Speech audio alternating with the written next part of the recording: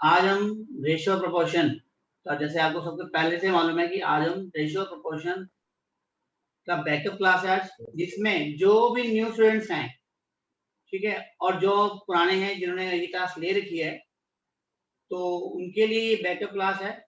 और सभी इसको कोशिश करेंगे हम जितना मैक्सिमम तो मैक्सिमम बैकअप क्लास में हम कवर कर पाए, क्योंकि ऑब्वियसली आपको मालूम है हम सेकेंड चैप्टर पे चल रहे हैं फिलहाल, और ये जो लेट एडमिशन हुआ जिनका बैच के अंदर, तो उनके लिए है, तो उनको इक्वल लाने के लिए कोशिश कर रहे हैं हम कि बैकअप क्लास में मैक्सिमम टू मैक्सिमम कवर करके और वो कर सकते हैं क्वेश्चन सारे।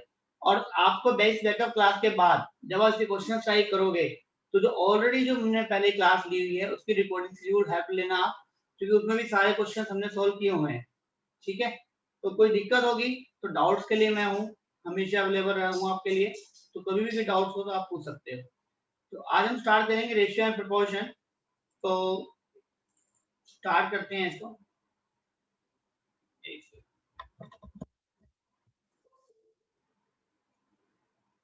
देखो, रेशियो और प्रोपोर्शन जो चैप्टर है, एक्चुअली पहले ही बता चुका हूं मैं, और जो नए फ्रेंड्स आप बिल्कुल फ्रेश, बिल्कुल टॉपिक मैं कोशिश करूंगा कि सब मैं मान के चलूंगा कि सभी स्टूडेंट फर्स्ट टाइम ही पढ़ रहे हैं। ठीक है, तो मैं नहीं चाहूंगी कि कोई भी टॉपिक छूट जाए मुझसे, तो आप नोटबुक पे नोट साथ साथ करते रहना। ओके, तो आज का जो हम टॉपिक स्टार्ट कर रहे हैं, ratio. In short, what is the meaning of ratio? अगर मैं कहूं सिंगल वर्ड में, अगर मुझे रेशियो को डिफाइन करना पड़े, सिंगल वर्ड, तो मैं डिफाइन करूंगा एज ए कंपेरिजन।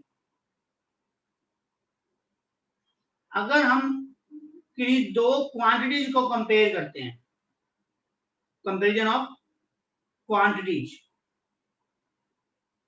जब हम दो क्वांटिटीज को कंपेयर करते हैं, तो उस कंपेयर करने से मालूम रहता है कि कौन सी चीज किसके डबल है, हाफ है, 3 टाइम्स है, 3/4 है, इस तरीके से चीजें पता लग सकती है।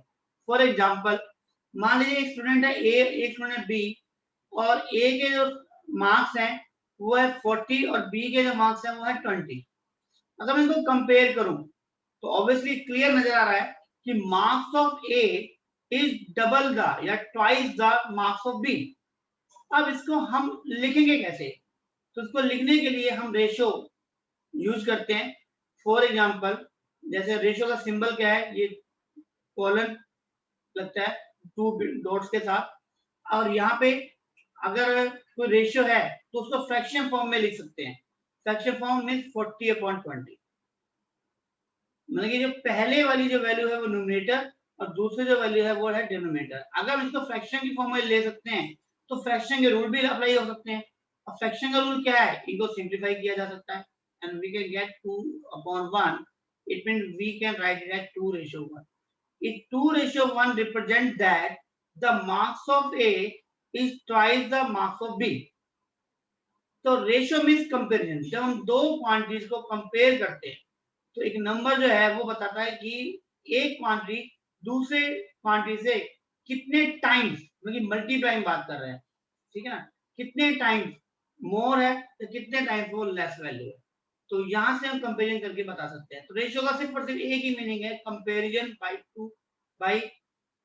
To individual quantity. और क्वांटिटीज जब हम कंपेयर करते हैं तो हमें दो बातें ध्यान रखनी है। पहले, दोनों क्वांटिटी सेम होनी चाहिए। ऐसा नहीं कि किसी के तो आप वेट ले रहे हो और किसी की हाइट ले रहे हो। अब किसी का वेट है 40 kg और उसकी हाइट है मान लो 160 सेंटीमीटर। आपको कहो जी कंपेयर करो जी, तो आपने किया जी ये 40:160 और 41 जा 44 जा 1:4। ये गलत है, ये नहीं हो सकता, क्योंकि ये यूनिट अलग, ये क्वांटिटी अलग है, ये क्वांटिटी अलग है। ठीक है, तो सबसे पहले तो क्वांटिटी सेम होनी चाहिए। दूसरा, सेम आपकी यूनिट होनी चाहिए, यूनिट सेम होनी चाहिए। यूनिट मीन अगर मान लो हम हाइट ही ले रहे हैं, तो एक पर्सन की जो हाइट है, मान लीजिए, या किसी ऑब्जेक्ट की हाइट है, पर्सन की लेते हैं, एक पोल है, एक पोल की हाइट है 300 सेंटीमीटर और एक दूसरा पोल है उसकी हाइट है 200 सेंटीमीटर, दोनों सेंटीमीटर में है, then we can compare it like this. Compare करेंगे, सेंटीमीटर में है दोनों, तो ऑब्वियसली अगर फ्रैक्शन फॉर्म में लिखें तो 300 upon 200, 2020 cancel, again we can write 3:2. So this is the ratio between height of two students A and B. तो सबसे पहले रेशियो है क्या? रेशियो सिर्फ और सिर्फ एक कंपैरिजन है दो क्वांटिटी का, जो और क्या दो बातें आपको ध्यान रखनी है हमेशा। पहला कि उनकी क्वांटिटी सेम होनी चाहिए, दूसरा उनकी यूनिट सेम होनी चाहिए। ओके, आफ्टर दैट क्या ये रेशियो दो से ज्यादा क्वांटिटी में भी हो सकता है? कंपेयर कर सकते हैं, बिल्कुल कर सकते हैं। अगर आपसे कहा जाए ए बी और सी 3 स्टूडेंट्स हैं, इनके मार्क्स को कंपेयर करो, एक के मार्क्स आए हैं 20, एक के है 15, एक के है 30, आउट ऑफ 50 है मान लो, ठीक है। अब कहते हैं को कंपेयर करो, वी कैन कंपेयर, यस हम कंपेयर कर सकते हैं। तो 20, 15, 30 अगर आप चाहो तो कॉमन नंबर से आप डिवाइड कर सकते हो, जैसे 5 से डिवाइड हो जाए तीनों का जो एचसीएफ है, हाईएस्ट कॉमन फैक्टर से आप तीनों को डिवाइड कर सकते हो हमेशा। 5 4 जा 5 3 जा 5 6। क्या आपको कोई और कॉमन नंबर है जो तीनों को डिवाइड कर सकता है? नहीं। इसका मतलब 4:3:3। इस टाइप के रेशियो को क्या बोलते हैं? Continuous ratio. जब दो से ज्यादा क्वांटिटी को कंपेयर किया जाता है तो कंटिन्यूअस रेशियो है। ए बी सी डी भी हो सकता है, ई भी हो सकता है, एफ भी हो सकता है, जितनी चाहो उतनी क्वांटिटी को आप कंपेयर कर सकते हो। लेकिन हम अभी बात करते हैं पहले एक बार रेशियो की। तो ratio in terms of A ratio B, अगर हम दो क्वांटिटी को कंपेयर करें तो हम ए रेशियो बी की फॉर्म में लिखते हैं इसको, और फ्रैक्शन फॉर्म जो है इसकी वो होती है ए अपॉन बी। और जब किसी रेशियो को फ्रैक्शन फॉर्म में लिखा जाता है तो ऑब्वियसली इस पर सारे फ्रैक्शन के जो रूल्स हैं वो एप्लीकेबल हो जाएंगे। तो आप कैंसिलेशन करना चाहो वो कर सकते हो, किसी सेम नंबर से मल्टीप्लाई करना चाहते हो वो भी कर सकते हो, ठीक है। इस रेशियो में जो हमारी फर्स्ट टर्म है, जो फर्स्ट टर्म है हमारी, उसको बोलते हैं एंटेसिडेंट, और जो हमारी सेकेंड टर्म है वो बोलते हैं कॉन्सिक्वेंट। मतलब और जब उसको फ्रैक्शन फॉर्म में लिखते हैं तो एंटेसिडेंट जो होता है वही हमारा किस में कन्वर्ट होता है? न्यूमरेटर में। तो हम यहाँ पे अगर लिखें तो एंटेसिडेंट एंड कॉन्सिक्वेंट, तो इस जगह से रेशियो की फॉर्म में हम लिख सकते हैं। अगर आपसे क्वेश्चन पूछ लिया जाए कि 3:4 है, what is the value of consequent? Okay, आपसे मान लो छोटा सा क्वेश्चन पूछ लिया जाए, ठीक है, कि what is the value of consequent, तो वो क्या होगी? 4 होगी। ओके, ठीक है। अगर आपसे पूछा है what is the value of antecedent, तो क्या होगी? वो 3 होगी। तो इसका मतलब रेशियो में क्या है, मैं एक बार हल्का सा दोबारा से रिवाइज करा रहा हूं आपको। रेशियो क्या है? Ratio means comparison between two same quantity in same unit, ये बात ध्यान रखनी है। दूसरा, फ्रैक्शन फॉर्म में लिखा जा सकता है इसको, A ratio B can be written as A upon B. Okay, weight और हाइट दो डिफरेंट क्वांटिटी का आप रेशियो फाइंड आउट नहीं कर सकते, दो डिफरेंट क्वांटिटी को आप कंपेयर नहीं कर सकते। अगर कंपेयर करना है तो क्वांटिटी सेम होनी चाहिए, उनकी यूनिट भी सेम होनी चाहिए। अगर एक मीटर में है एक सेंटीमीटर में है तो नहीं होगा, दोनों की यूनिट सेम होनी चाहिए। या तो दोनों की मीटर में करो या दोनों की यूनिट को सेंटीमीटर में लो, तभी आप कंपेयर कर सकते हो। ओके, और अब बात आती है कि क्या रेशियो की यूनिट होती है?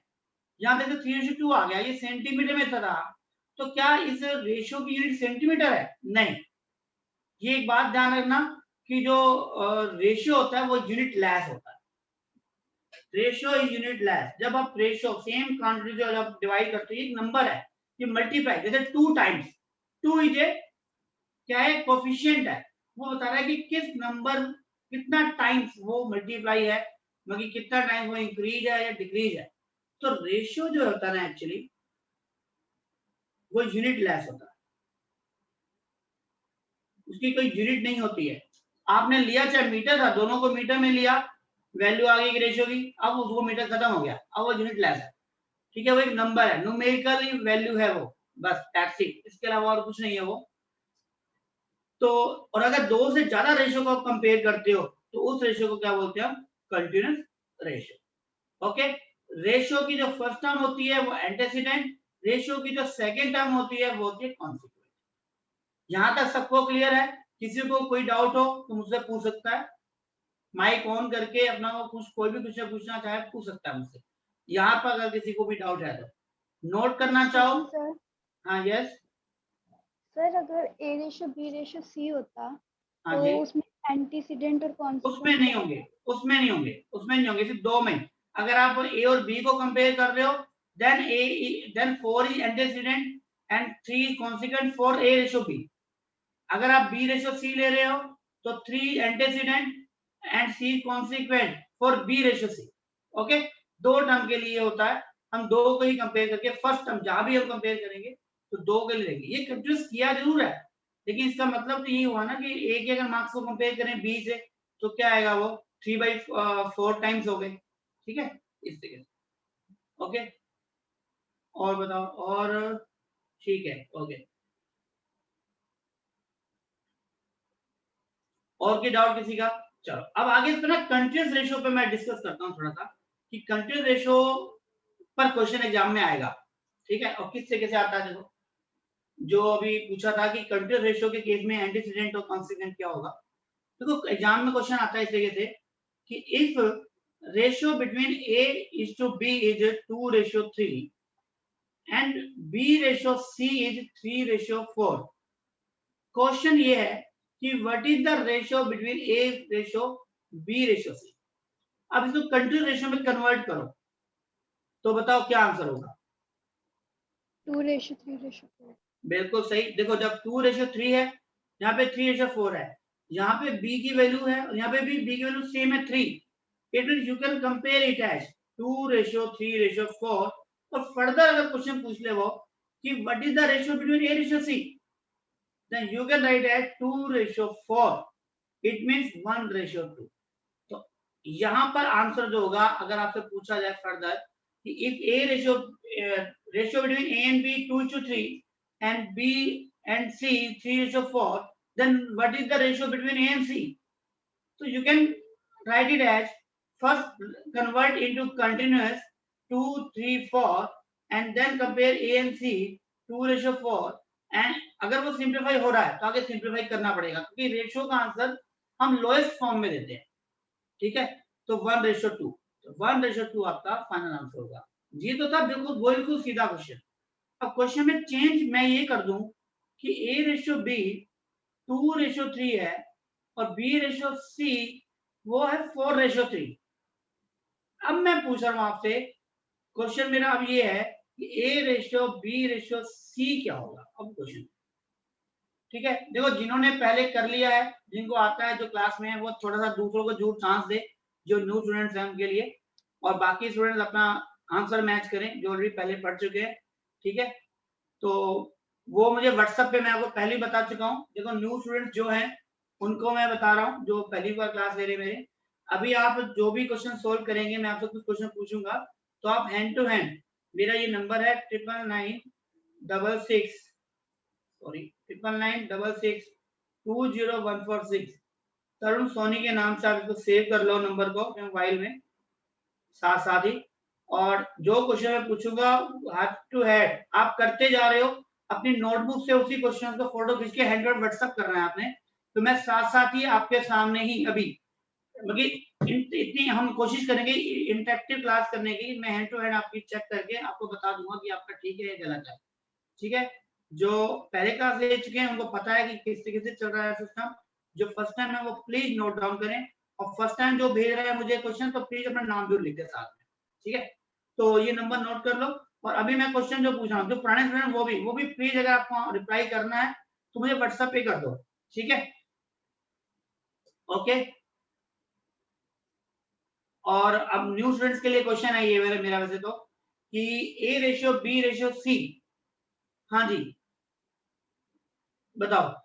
कौन बता सकता है कि ए, आपने ट्राई करो एक बार, क्या कोई बता सकता है? मुझे व्हाट्सएप करो, मैं अभी आपको देख के बता दूंगा कि आपका ठीक है या गलत है।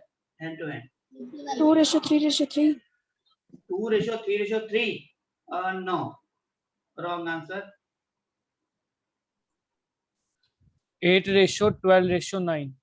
ओके, और अभी मैं किसी का आंसर का रिप्लाई नहीं करूंगा कि सही है गलत है, अभी मैं सिर्फ देखूंगा कि कितने रिप्लाई कर पा रहे हैं। चलो देखो इस क्वेश्चन करेंगे कैसे। सबसे पहले तो यहाँ पर तो क्या था, ऑलरेडी बी और बी सेम वैल्यू के लिए नंबर सेम था, लेकिन यहाँ पर नंबर सेम नहीं है 3 और 4। सबसे पहले तो आपको इनको सेम बनाना है। सेम बनाने का रूल है हमारा एलसीएम। 3 और 4 का एलसीएम लो आप। 3 और 4 का एलसीएम क्या होगा? 12। तो आप इस 3 की जगह 12 लिख सकते हो, बस बी की जगह भी आपको 12 बनाना ही है। लेकिन कैसे? अब 3 को 12 बनाना है तो किससे मल्टीप्लाई करना पड़ेगा हमें? पूरे रेशियो को 4 से करना पड़ेगा। तो 4 2 जा 8, 4 3 जा 12, 8:12 हो गया। मैंने बताया ना, जब रेशियो को फ्रैक्शन फॉर्म में लिख सकते हैं तो सारी की सारी जो फ्रैक्शन की प्रॉपर्टी है कि किसी भी सेम नंबर से मल्टीप्लाई करना, किसी भी सेम नंबर से डिवाइड करना, वो हम कर सकते हैं। उससे रेशियो की वैल्यू में कोई चेंज नहीं होगा, वो इक्विवेलेंट रेशियोज है, they are called equivalent ratio. ठीक है, तो सर यस सर 4 से मल्टीप्लाई क्यों किया? क्योंकि 4 3 जा 12, वो 3 और 4 का जो एलसीएम है ना एक्चुअली वो 12 है, और 3 और 4 का एलसीएम 12 है, तो मुझे यहाँ भी 12 चाहिए, यहाँ भी 12 चाहिए। तो 3 को 12 बनाना है तो मुझे किससे मल्टीप्लाई करना पड़ेगा? 4 से। तो जब यहाँ 4 से करूंगा तो यहाँ भी करूंगा, क्योंकि मुझे इक्विवेलेंट फ्रैक्शन चाहिए। ठीक है, इक्विवेलेंट मतलब सेम वैल्यू। जैसे मान लो मैं आपसे कह रहा हूँ, जैसे आपने इक्विवेलेंट फ्रैक्शन पढ़ा होगा कभी, 3 and 4, इसको 2 से मल्टीप्लाई कर दो 6/8, 3 से मल्टीप्लाई कर दो 9/12। ऑल आर इक्विवेलेंट, ये इक्विवेलेंट है क्योंकि इनकी सबकी सिंपलर फॉर्म जो है ना वो 3:4 ही है। ठीक है, तो मुझे एक इक्विवेलेंट रेशियो में से कन्वर्ट करूंगा कि इसका जो b है, मैं consequent of a ratio b जो है वो 12 हो जाए। तो उसके लिए मुझे 4 से मल्टीप्लाई करना पड़ेगा, 4 2 जा 8, 4 3 जा 12।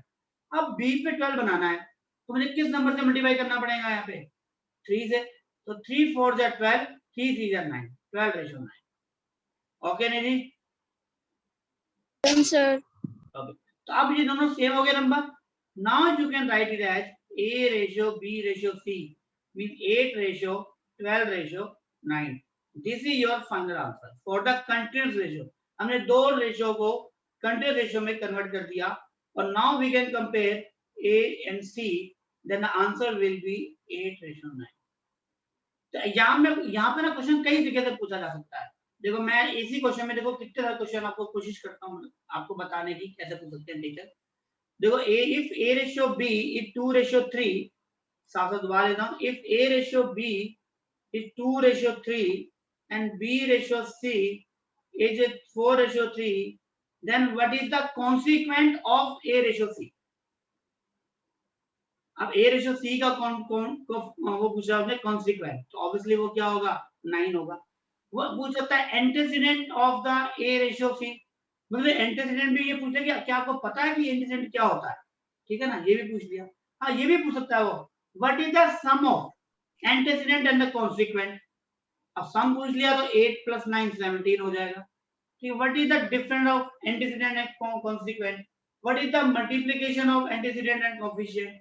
ठीक है, ऐसे कई क्वेश्चन, लेकिन सभी क्वेश्चंस का आंसर आप फाइंड आउट कर सकते हो अगर आपने उसे कंटीन्यूअस रेशियो में कन्वर्ट कर लिया। आगे टीचर जो भी पूछना चाहे सभी के आंसर यहाँ पे अवेलेबल हैं, बस जैसा वो पूछेगा आप उसका आंसर दे सकते हो। ठीक है, किसी को कोई डाउट हो बताओ। एकांशु, सर ये जैसे आप डिफरेंस के बारे में क्या है, -1 आएगा क्या 1 आएगा पॉजिटिव? हाँ, वो डिफरेंस, जब डिफरेंस की जब बात की जाती है ना तो हमेशा ग्रेटर माइनस स्मॉलर होता है। वहां ये नहीं कहा जाता कि जब डिफरेंस कभी भी पूछा जाए ना, what is the difference between 3 and 8, तो 8 - 3 करेंगे, बाकी बड़े में से छोटे को ही नंबर को माइनस करते हैं क्योंकि डिफरेंस इज ऑलवेज पॉजिटिव। ठीक है, यस सर। ओके, अब देखते हैं। देखो हमारा यहाँ पे हो गया ये, इससे कैसे क्वेश्चन। तो एक क्वेश्चन और आपको मैं देता हूँ, थोड़ा इसको लेवल को थोड़ा टफ कर दे आपके लिए। एक लेवल और लेके चल रहा हूँ कि मान लो A ratio B, B ratio C। अब जो मैं क्वेश्चन करा रहा हूँ कुछ शायद एग्जाम में ना आए, लेकिन एक लेवल को मैं थोड़ा अप करके आपको थोड़ा और समझाने की कोशिश कर रहा हूँ कि C रेशियो D भी अगर लिया हुआ है, मान लो 3 दिए हुए हैं और आपसे मैं पूछ रहा हूँ, मेरा क्वेश्चन ये है कि what is the ratio between A ratio B ratio C ratio D। ये मेरा क्वेश्चन है, ये आपको फाइंड आउट करना है। अब वैल्यूज क्या है? A ratio B let's suppose 2 ratio 3, this is let's suppose 5 ratio 2, this is 3 ratio 4। ये हमको दे दिया है और मैं आपसे पूछ रहा हूँ what is the ratio between A is to B is to C। Yes everyone बताओ इसको।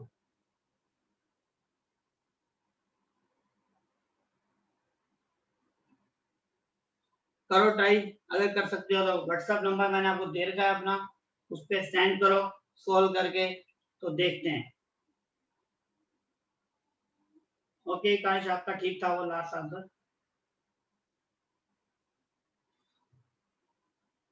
नेक्स्ट करो ये।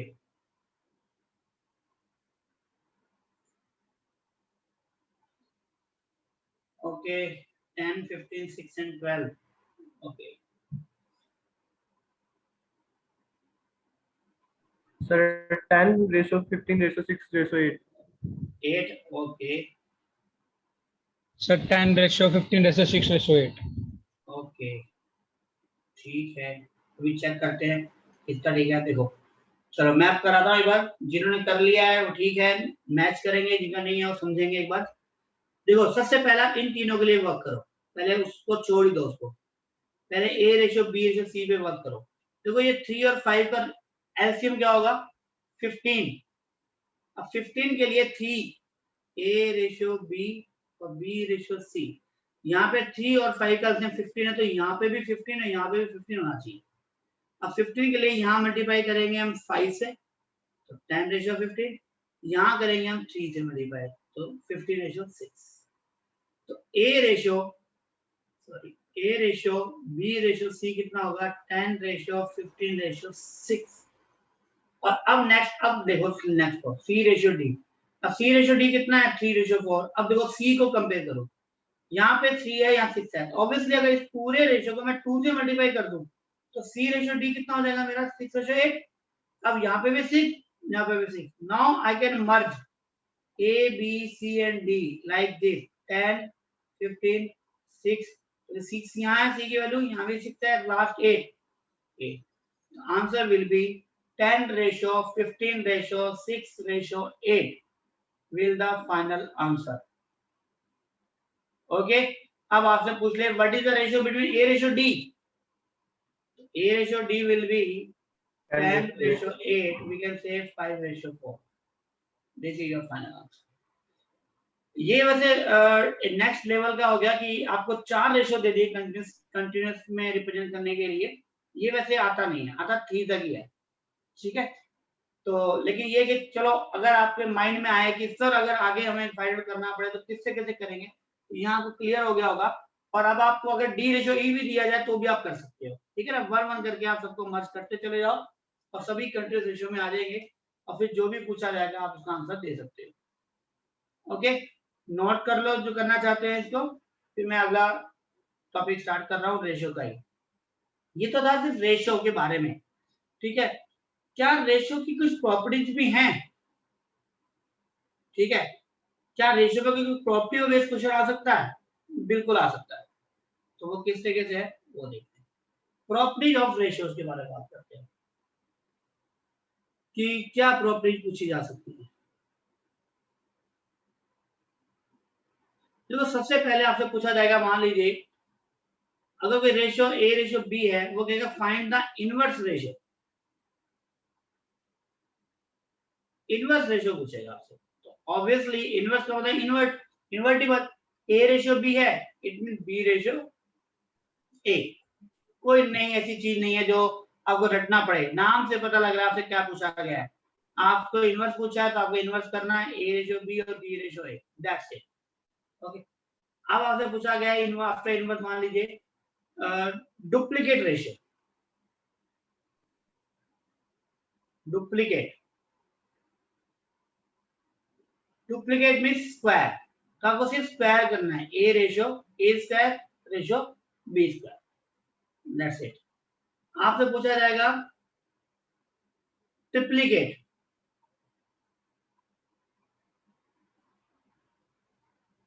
क्यूबिक, हाँ जी क्यूब, यस। फिर पूछा जाएगा आपसे सब डुप्लीकेट, स्क्वायर रूट, यस।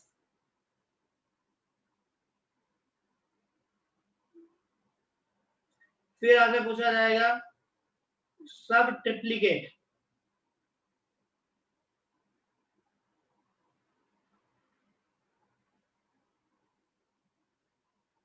क्या होगा बताओ?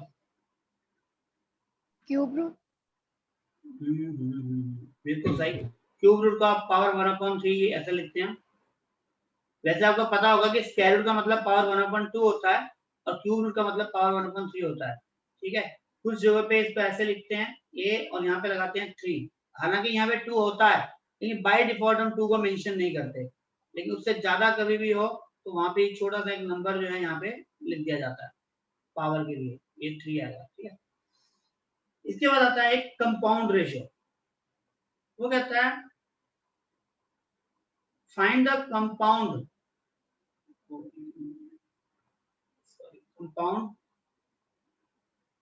ratio of A:B, C:D और E:F। वो कहता है इनका कंपाउंड रेशियो फाइंड करो। इसका मतलब क्या होता है कि तीनों को आपने मल्टीप्लाई करना है, A/B, C/D, E/F। It means ACE/BDF, it means ACE ratio BDF। तो देखा जाए तो ये क्या हो गया, AC क्या है, प्रोडक्ट ऑफ एंटीसीडेंट, BDF क्या है, प्रोडक्ट ऑफ कॉन्सिक्वेंट। तो उनको मल्टीप्लाई करके उनका जो रेशियो होगा उसी को हम क्या कहते हैं, कंपाउंड रेशियो। मान लो एक एग्जांपल ले लें हम यहाँ पे, यहीं पर एग्जांपल ले लेता हूँ मैं।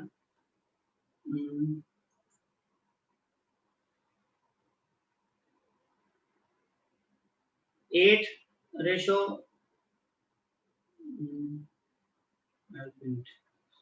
27:64 ले रहा हूँ, मान लो थोड़ा छोटा पर ले लेते हैं, 2:3 ले लेते हैं। तो 2:3 का इनवर्स करेंगे तो क्या आएगा, 3:2। डुप्लीकेट रेशियो लेंगे तो क्या होगा, 4:9। ट्रिप्लीकेट रेशियो लेंगे तो क्या आएगा, 8:27। सब डुप्लीकेट लेंगे तो क्या आएगा, √2:√3। सब डुप्लीकेट लेंगे तो क्या आएगी वैल्यू हमारी, 2:1/3 और 3:1/3। अगर सोल्व कर सकेंगे तो ठीक है, नहीं तो ऐसे लिख देंगे। और आपसे अगर कंपाउंड रेशियो पूछा जाए कि 2:3, 4:6 और 3:8 का कंपाउंड रेशियो पूछा है, तो 2/3 मल्टीप्लाई 4 एंड मल्टीप्लाई 3/8। 4 कैंसिल कर दो, 4 2 जा 8, 3 2 जा 6, 2 से 2 कैंसिल, तो क्या आएगा 1/6, इट मींस 1:6। तो 1:6 is the compound ratio of 2:3, 4:6 and 3:8। That's it। Okay, ये कुछ प्रॉपर्टीज हैं जिस पर वो पूछ सकता है, आपसे डायरेक्ट क्वेश्चन पूछ सकता है कि find the inverse ratio of these duplicate, triplicate, sub duplicate, sub triplicate, compound ratio. इसी के हिसाब से कुछ रेशियो की प्रॉपर्टी को लेकर के क्वेश्चंस किया जा सकता है। और मैं कहता हूं अगर ये क्वेश्चन एग्जाम में आ जाए तो किसी का गलत नहीं होना चाहिए, क्योंकि इसमें कुछ है ही नहीं ऐसा। एक तो ना तो याद रखने की जरूरत, ना याद करने की जरूरत, नाम से ही पूछा गया है क्या करना है, ठीक है। नाम में डिफाइन है कि आपको किस तरीके से इसका आंसर बताना है। तो ये क्वेश्चन एग्जाम में आ जाए तो मैं नहीं समझता किसी भी स्टूडेंट का ये क्वेश्चन गलत होना चाहिए, चाहे उसके पास 11th-12th में मैथ था या नहीं था, ठीक है। थोड़ा ध्यान देने की जरूरत है, बाकी कोई इसमें मेहनत वाला काम ही नहीं है। ओके, नोट कर लो इसको, करना चाहो आप स्क्रीनशॉट ले लेना, वो भी ले। एक बार दोबारा समझाना। हाँ जी, कंपाउंड रेशियो दोबारा समझाना सर एक बार। कंपाउंड रेशियो बिल्कुल देखो, कंपाउंड रेशियो का मतलब होता है कंपाउंड करना, क्योंकि मल्टीप्लाई करना है हमको आपने अकॉर्डिंग टू प्रॉपर्टी। आपसे पूछा जाए find the compound ratio of 3:4, 7:8 और 9 और लेते हैं हम 10, ठीक है। तीन का कंपाउंड फाइंड आउट करना है, तो आप तीनों को ना फ्रैक्शन फॉर्म में लिखो। सबसे पहले, और फिर इसको मल्टीप्लाई कर दो बस। अगर कैंसिल होते हैं तो कर दो, नहीं होते तो छोड़ दो बस। ऊपर 3 into 7 into 9 कर देंगे, नहीं तो यहाँ तक कर देंगे। अगर मैं यहाँ 18 ले लूँ, 1 मिनट, थोड़ा क्वेश्चन सही हो जाएगा, ठीक। और यहाँ पे हम 12 ले लेते हैं, चलो ठीक है। यहाँ पे तो अब देखो 9 2 जा कैंसिल हो रहा है तो कर दिया, और 3 4 जा तो क्या आ गया, ऊपर 7 रह गया, नीचे 4 4 16 2 32। तो आंसर आ गया आपका 7/32। थोड़ा मैंने सिंप्लीफाई करने के लिए नंबर चेंज करें, अगर नहीं होते तो ऊपर हम न्यूमरेटर को मल्टीप्लाई कर देते हैं और डिनोमिनेटर को मल्टीप्लाई कर देते हैं। That's it. Okay Ankush? Okay sir. ठीक है, ये कंपाउंड रेशियो का एक एग्जांपल था। अब इतने सारी हमने रेशियो के बारे में पढ़ा, देखो क्या क्या पढ़ा। देखा जाए तो कोई खास किस्सा मैं दोबारा एक बार ऑर्डरली रिवाइज कर रहा हूँ, आप मेरे साथ ऑर्डरली अपने माइंड में रिवाइज करो कि क्या मैंने बताया आपको। देखो सबसे पहले हमने पढ़ा रेशियो होता क्या है, सिर्फ एक कंपैरिजन है into quantity, same quantity into same ratio, तो सेम यूनिट, तो सेम यूनिट में होंगी और सेम क्वांटिटी होगी, उन्हीं को हम कंपेयर कर सकते हैं। कंपेयर करने के बाद वो यूनिट लेस हो जाता है, उसकी कोई यूनिट नहीं होती है। First term of the ratio जो होता है वो एंटीसीडेंट होता है, सेकंड टर्म जो ऑफ द रेशियो होता है वो कॉन्सिक्वेंट होता है, ठीक है। आफ्टर दैट आता है कंटिन्यूअस रेशियो। क्या हम ए बी दो को कंपेयर करने के, दो से ज्यादा भी कंपेयर हो सकता है? बिल्कुल हो सकता है। अगर दो से ज्यादा क्वांटिटी को हम कंपेयर करें तो उसको हम कहते हैं कंटिन्यूअस रेशियो, जैसे A ratio B ratio C. तो मैंने आपको एक क्वेश्चन भी कराया इस पर, ए रेशियो बी और बी रेशियो सी, अगर हमारे पास दो अलग अलग डिफरेंट हैं तो हमें बी की वैल्यू पहले सेम करनी है, और सेम करने के बाद उनको हम ऐसे एक साथ कंबाइन कर सकते हैं, मर्ज कर सकते हैं, ठीक है ना। तो A ratio B ratio C. तो कंपाउंड कंटिन्यूअस रेशियो के बाद इसके बाद आता है कि क्या उसकी कुछ प्रॉपर्टी हैं जो डायरेक्टली पूछी जा सकती हैं। तो ऑब्वियसली आपके सामने है इनवर्स रेशियो है, डुप्लीकेट रेशियो है, ट्रिप्लीकेट है, सब डुप्लीकेट है, सब ट्रिप्लीकेट है और कंपाउंड रेशियो, ठीक है। तो ये डायरेक्टली क्वेश्चन पूछा जाता है। अब क्वेश्चन आता है कि सर आपने रेशियो तो हमें बता दिया, इसका प्रैक्टिकल यूज भी है कहीं पे? ऑब्वियसली आपके रियल लाइफ में हर जगह पर रेशियो का यूज है, स्पेशली फॉर द, मैं कह रहा हूँ कॉमर्स स्टूडेंट तो है ही है। अभी आगे चल के आप सीए कर रहे हैं और सीए में कुछ ऐसे टॉपिक्स आपको फाइनल में जाके एसएफएम पढ़ने को मिलेगा, हालांकि मैं सीए नहीं हूँ, ठीक है, तो लेकिन मुझे थोड़ी बहुत नॉलेज है तो उसके हिसाब से बता रहा हूँ कि एसएफएम फाइनेंशियल मैनेजमेंट पढ़ेगा।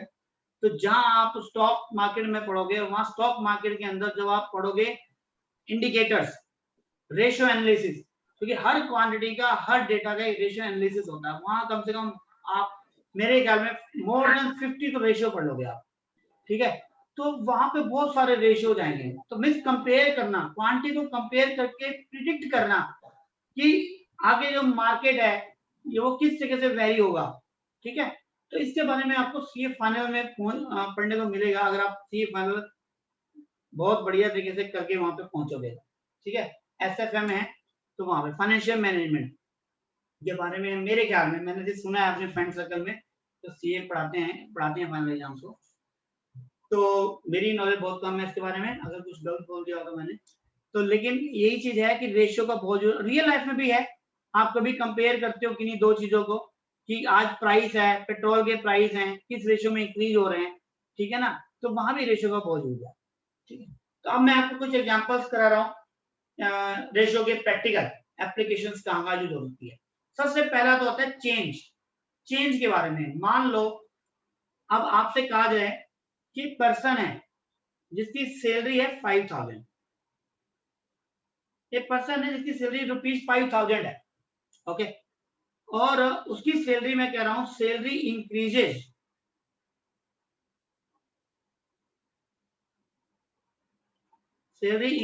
बाय, अगर मैं आपसे कहूं तो ये मान लीजिए हम कह सकते हैं 2:3, सैलरी इंक्रीजेज बाय 2:3।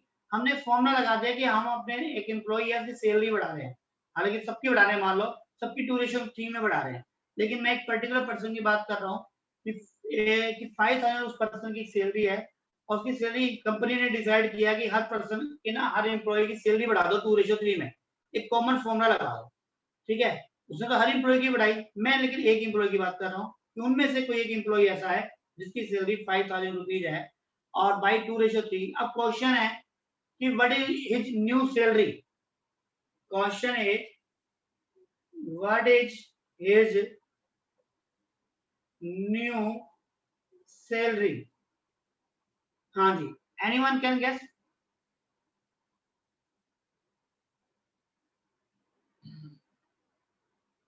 हाँ जी, बता सकता है कोई कि कितनी सैलरी होगी इसकी न्यू सैलरी?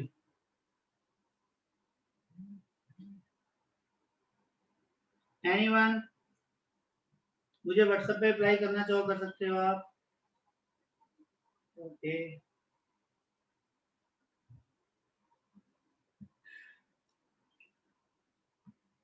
चैट बॉक्स में आंसर आ गए हैं मेरे पास कुछ, देखता हूं एक बार।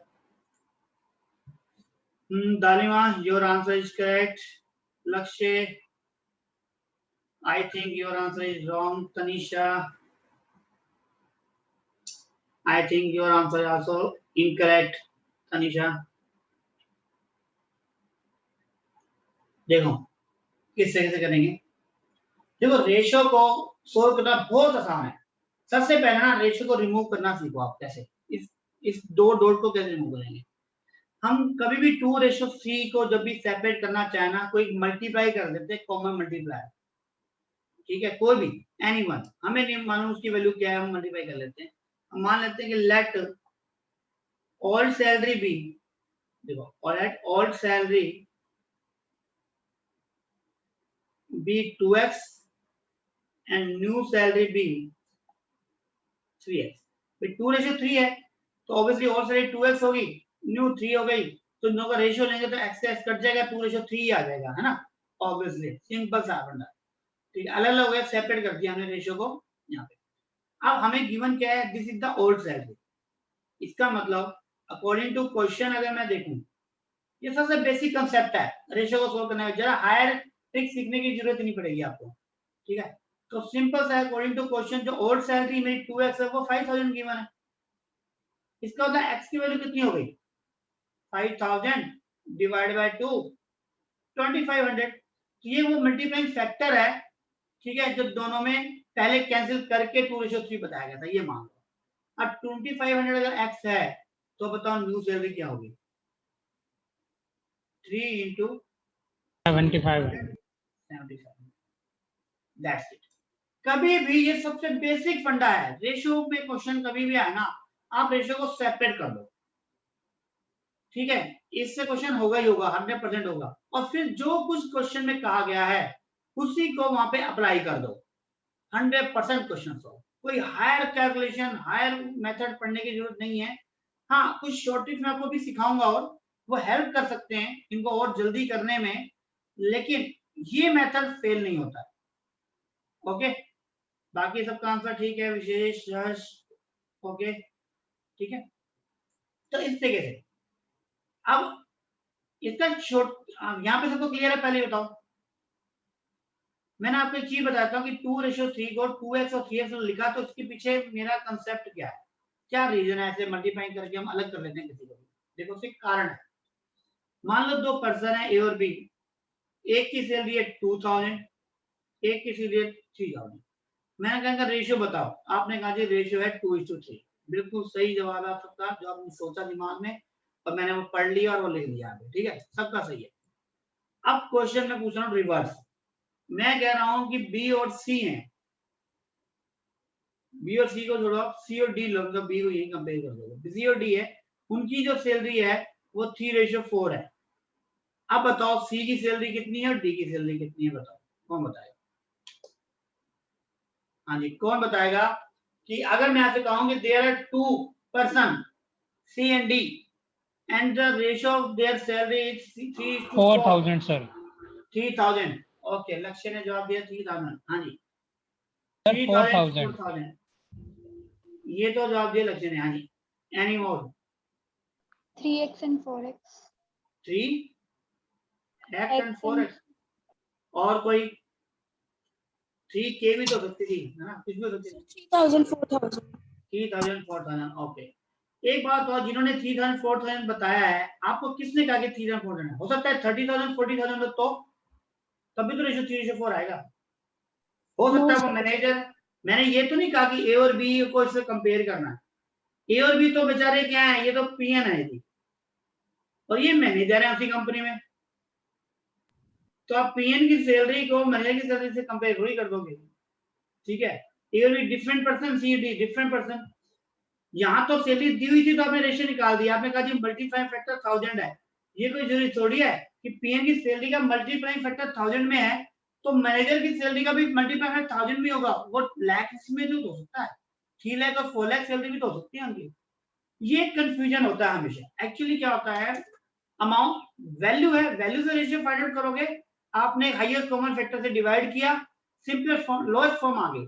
लेकिन लोएस्ट फॉर्म से वापस उसी नंबर को फाइंड आउट करने के लिए आपको मल्टीप्लाइंग फैक्टर पता होना चाहिए वो क्या है, वो हमें कभी नहीं पता होता। इसीलिए कभी भी जब भी हमें कोई रेशियो दिया होता है 3:4, तो जब उन दोनों को हम सेपरेट करते हैं तो 3k 4k ले लो, x ले लो, y ले लो, एक मल्टीप्लाइंग फैक्टर है जिसकी वैल्यू हमें मालूम नहीं है, लेकिन उसी क्वेश्चन में इसी मल्टीप्लाइंग फैक्टर की वैल्यू फाइंड करने के लिए ही कोई ना कोई केस दिया होता है। जैसे पिछले क्वेश्चन में क्या केस दिया हुआ था कि आपने कहा रेशियो 2:3 इंक्रीज हो गई है, तो हमने कहा 2x और 3x हो गया, लेकिन यहाँ पे ओल्ड सैलरी मुझे 5000 दी हुई है। इसका मतलब मुझे बताया गया है कि 2x की जो वैल्यू है वो मेरी 5000 है। वहां उसकी हेल्प से मैं पहले x की वैल्यू फाइंड आउट करूंगा और उसी को यूज करूंगा मैं न्यू सैलरी फाइंड करने में, तो मेरा क्वेश्चन सॉल्व हो जाएगा। ये बेसिक कंसेप्ट है रेशियो का, सबसे बेसिक कंसेप्ट। किसी बेसिक कंसेप्ट के बेसिक डेफिनेशन से ही सारे क्वेश्चन सॉल्व हो जाते हैं। Okay, getting me all of you? Yes sir. Yes, sir. अब देखो, इसको मैं भी शॉर्टकट नहीं बताता, अभी मैं एक दो क्वेश्चन और करता हूँ फिर शॉर्टकट बताएंगे इसका कि क्या कोई शॉर्टकट भी है सर, इतना ना लिखना पड़े। मैं शॉर्टकट भी थोड़ी देर बाद डिस्कस करूंगा। मान ले क्वेश्चन हो रहा है कि लेट्स सपोज सेम क्वेश्चन हम ले लेते हैं कि एक पर्सन है, उसकी जो सैलरी है वो है 6000, और मैं ना कह रहा हूँ कि उसने कुछ वो काम ढंग से नहीं करता, छुट्टियां ज्यादा करता है, तो कंपनी का उसकी ना सैलरी डिक्रीज कर दो। तो मैं कह रहा हूँ इट डिक्रीजेज बाय 3:2।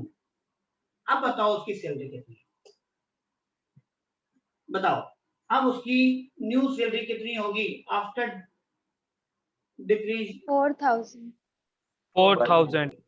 बिल्कुल क्लियर, देखो साफ साफ क्लियर है। आपने इसको 3x लिया, इसको 2x लिया, आपको यहाँ दी हुई है क्या, ओल्ड सैलरी।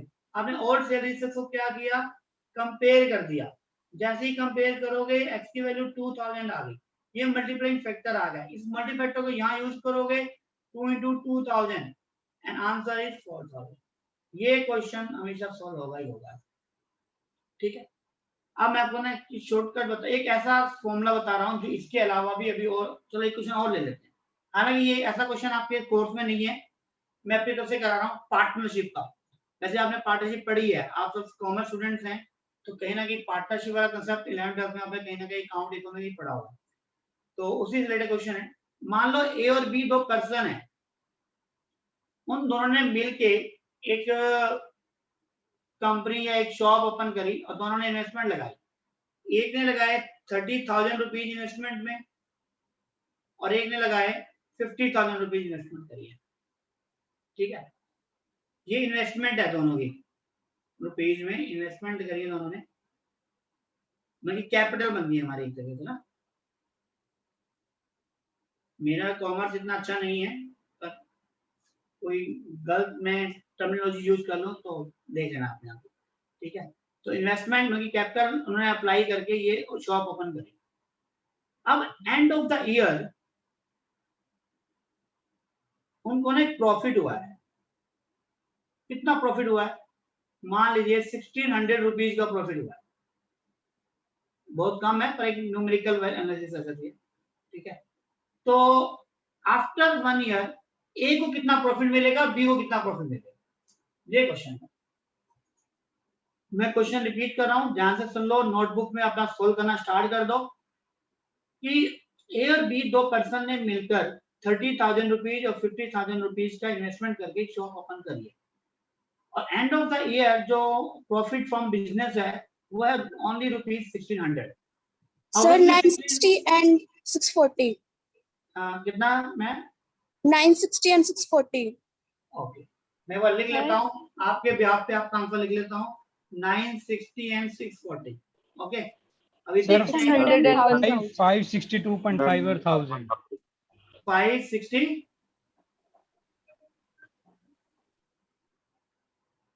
चलो मुझे नहीं तो चैट बॉक्स में या व्हाट्सएप पे लिख दो। 601,000।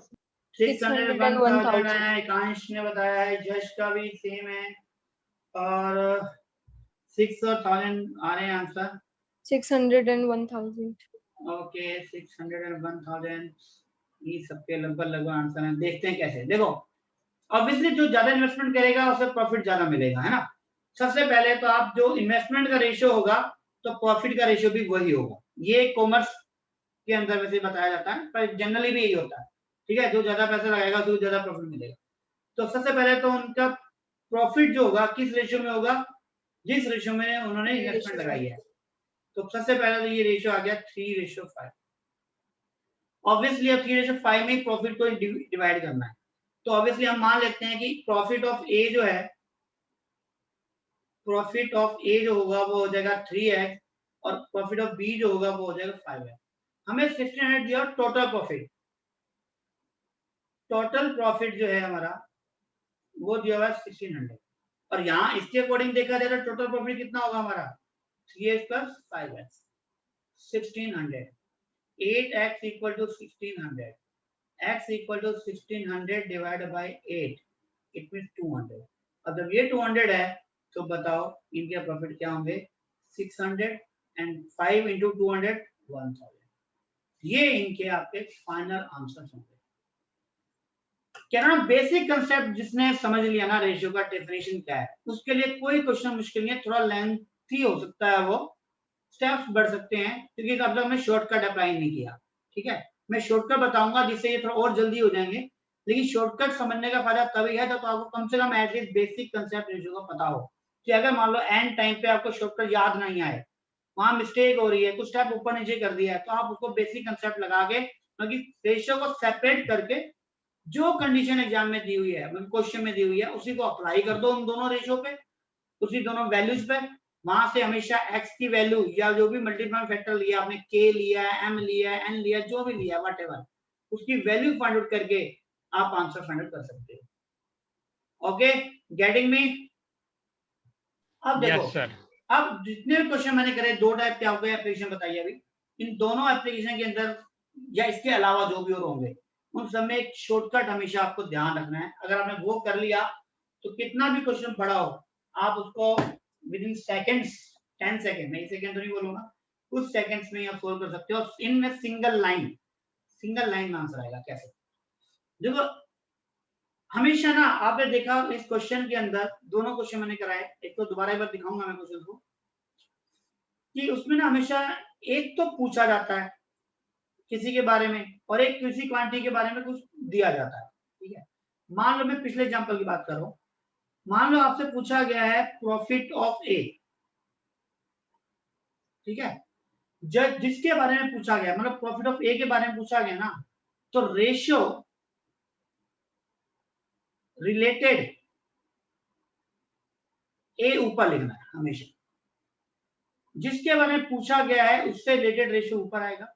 और जो गिवन है इस profit of A find out करने के लिए मुझे क्वेश्चन में क्या गिवन था, टोटल रेशियो। क्या दिया हुआ था हमें? टोटल क्वांटिटी दी गई थी, ठीक है ना। टोटल प्रॉफिट दिया था ना मुझे, टोटल प्रॉफिट। अब टोटल प्रॉफिट से रिलेटेड जो रेशियो है वो नीचे, मतलब कि मैं कह सकता हूं रेशियो ऑफ टोटल।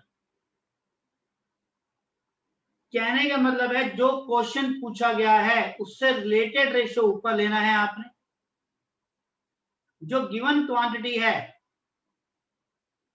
उससे रिलेटेड रेशियो नीचे लेना है। ये दो बातें आपने ध्यान रखनी है, सारे क्वेश्चन हो जाएंगे। जैसे पिछले क्वेश्चन में मैंने आपको कहा था कि ए और बी का रेशियो हमारा पिछले रेशियो में था जो इन्वेस्टमेंट के हिसाब से था 30,000 था 50,000 था, आपने रेशियो फाइंड कर लिया था 3:5। अब आपको मान लो प्रॉफिट ऑफ ए निकालना है,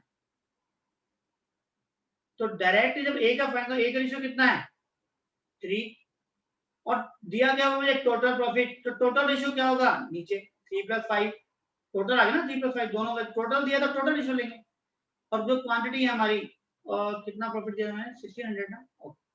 अब सोल्व कर दो इसको 3/8 इंटू 1600, तो देखो डायरेक्ट आंसर आएगा 600। आपको बी का प्रॉफिट निकालना है, तो बी का रेशियो टोटल गिवन है, टोटल रेशियो इंटू 100, कैंसिल कर दो, देखो आंसर क्या आएगा 1000। ठीक है, अब वो जो पिछला क्वेश्चन देखते हैं जो न्यू सैलरी और ओल्ड सैलरी वाला था, ठीक है, उसको मैं दोबारा एक बार नेक्स्ट पेज पे लिख रहा हूं मैं। पहला जो क्वेश्चन था मेरा उसमें था कि 5,000 सैलरी थी जो इंक्रीजेज थी बाय इंक्रीजेज रेशियो था, मैंने क्या दिया था 2:3 किया था, 2:3। अब देखो ये 5,000 मैंने क्या दिया हुआ है ओल्ड सैलरी, ये क्या है वही ओल्ड और ये न्यू का रेशियो। मुझे क्या फाइंड करनी है न्यू सैलरी। देखो ध्यान से समझो, न्यू सैलरी पूछ रहा हूं मैं, तो न्यू रेशियो कितना है 3, ओल्ड सैलरी मुझे दी हुई है तो ओल्ड रेशियो कितना है 2 और उसको मल्टीप्लाई कर दो, देखो आंसर क्या होगा। तो नीचे तो टोटल नहीं आएगा, टोटल नहीं है ना इसमें, ओल्ड सैलरी दी हुई है, टोटल सैलरी नहीं दी हुई। मैंने क्या कहा जो चीज गिवन चीज है, जो गिवन है उसके अकॉर्डिंग ही रेशियो आएगा बस। या आप इसको ना थोड़ा सा अगर आपको लगता है कि सर ये गड़बड़ कर रहा था, आप ऐसे भी कर सकते हो, न्यू सैलरी अगर पूछी है मैं ऐसे लिख सकता हूँ, देखो मैं ऐसे लिख देता हूँ गिवन क्वांटिटी नीचे गिवन रेशियो, इसी से रिलेटेड रेशियो लिखना है और जो पूछा गया है मान लो न्यू और न्यू रेशियो ना मल्टीप्लाई कर दो, ऐसे भी कर सकते हो। कंसेप्ट वही का वही है कि 5,000 डिवाइड बाय 2 मल्टीप्लाई 3, आंसर वही आएगा। ठीक है ना, कंफ्यूज होने की बिल्कुल जरूरत नहीं है। आप एक चीज ध्यान रखो जो मैं कह रहा हूं, जो फाइंड करनी है तो उसी रिलेटेड रेशियो, यहाँ रेशियो ऑफ फाइंडिंग, फाइंड लिख देता हूं मैं, रेशियो ऑफ फाइंड, जो भी फाइंड करो उससे रिलेटेड रेशियो आएगा, रेशियो रिलेटेड फाइंडिंग। ठीक है, और जो गिवन है, ठीक है, तो रेशियो रिलेटेड गिवन और मल्टीप्लाई करना है आपको गिवन क्वांटिटी QTY। कभी भी क्वेश्चन गलत नहीं हो सकता इस कंसेप्ट से, और टीचर कितना भी क्वेश्चन घुमा ले, सारे क्वेश्चन मैं करके दिखा सकता हूँ इसी एक फंडे से। दिखाऊं मैं क्वेश्चन घुमा करके, एक बड़ा सा एक एग्जांपल लेते हैं, आपको बस लास्ट क्वेश्चन करा रहा हूं मैं, इस कंसेप्ट को पूरा क्लियर हो जाना चाहिए मुझे लगता है इस क्वेश्चन के बाद। तो देखो किस तरीके से होगा, मान लो ए और बी दो पर्सन है, उन्होंने वही सेम इन्वेस्टमेंट वाला एग्जांपल ले रहा हूं मैं, उन्होंने 30,000 और 50,000 की इन्वेस्टमेंट करी है और जो प्रॉफिट हुआ, देखो क्वेश्चन नंबर 1 अगर आपको दिया हुआ है profit of B, profit of B दे दूं मैं आपको 375, ठीक है, और मैं पूछ रहा हूं आपसे प्रॉफिट ऑफ ए, बताओ कौन कर सकता है, वही फंडे से जो मैंने बताया, प्रॉफिट ऑफ ए बताओ कितना होगा। अब देखो टोटल नहीं दिया हुआ, मैंने क्या कहा जिसका भी आप फाइंड कर रहे हो, profit of A find out कर रहे हो, तो ए से रिलेटेड रेशियो कितना है बताओ, ए रेशियो ऑफ ए कितना है 3, गिवन क्या है प्रॉफिट ऑफ बी, तो बी का रेशियो कितना है 5, वहां टोटल प्रॉफिट दिया था पीछे तो मैं टोटल रेशियो लिया था, यहाँ प्रॉफिट ऑफ बी गिवन है तो बी यूज करूंगा और मल्टीप्लाई कर दो क्वांटिटी का, सॉल्व कर दो 5 7 जा 5 2 जा 75 3 जा 225 क्वेश्चन। बहुत सारे आंसर आए हैं चैट बॉक्स में, वेरी गुड। 625 कहीं शायद गलत है, थोड़ा ध्यान से देखो, ठीक है, ओके तो ये देखो एक ही क्वेश्चन है ना, एक ही फंडे से सारे क्वेश्चन। अब जो इसको और क्वेश्चन कैसे बन सकते हैं, इसी पे बना रहा हूं। अगर आपको कहता है कि if same question profit of a, ये नेक्स्ट क्वेश्चन है, ये ध्यान रखना, ये क्वेश्चन ये चीज सेम है हर क्वेश्चन में, बाकी जो गिवन प्लेस है वो बदल रहा हूं। मतलब प्रॉफिट ऑफ ए जो है वो आपको दे दिया जाए 729 और पूछ रहे हैं टोटल रेशो, बताओ टोटल प्रॉफिट कितना है, टोटल प्रॉफिट बताओ।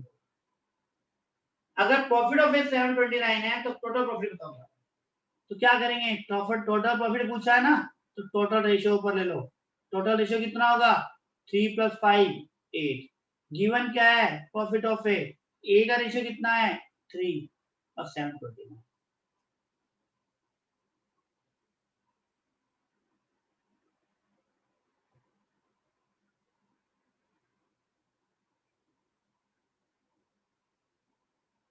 ये टोटल प्रॉफिट।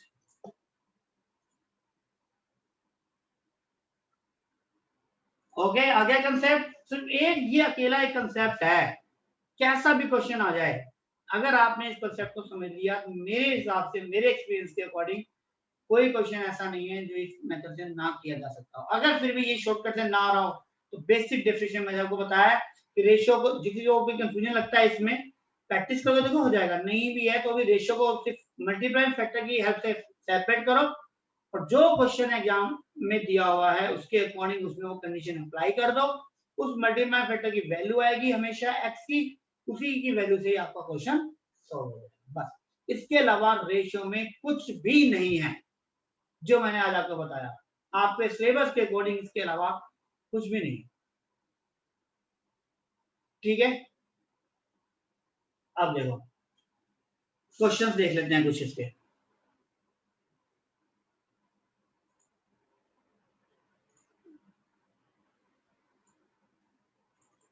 अब देखो आप जो मैंने आपको पढ़ाया उसमें से कितना ये इफेक्टिव है देखते हैं।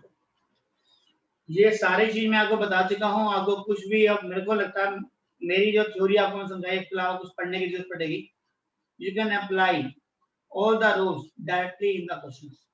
ठीक है, कुछ क्वेश्चंस होंगे आप करेंगे पता लगेगा। जैसे पहला क्वेश्चन है देखो, ऑरली आप इसको आंसर दे सकते हो। The inverse ratio of 15:11 inverse उल्टा करना है।